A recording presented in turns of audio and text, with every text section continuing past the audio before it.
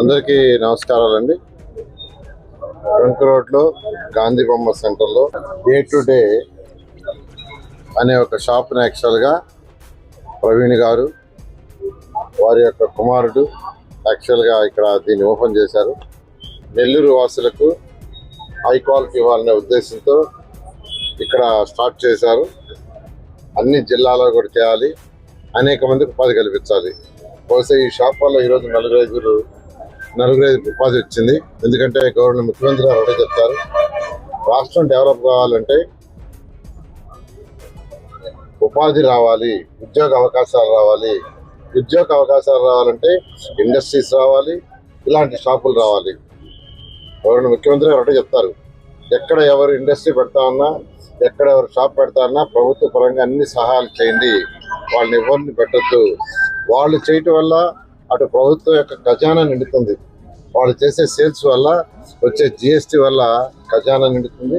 దానివల్ల మన సంక్షేమాలు చేయొచ్చు. నేను ఒకటే చెప్పేది, నెల్లూరులో ఎవరు వ్యాపారం చేసుకున్నా ప్రశాంతంగా చేసుకోండి. మిమ్మల్ని ఎవరు బెదిరించినా యాక్సెప్ట్ చేయను. ప్రభుత్వ పరంగా అన్ని సహాయాలు చేస్తాం. పోలీస్ డిపార్ట్మెంట్ కూడా చాలా స్ట్రిక్ట్ ఇన్స్ట్రక్షన్ ఇచ్చాం. లా అండ్ ఆర్డర్ స్ట్రిక్ట్గా మెయింటైన్ చేయండి.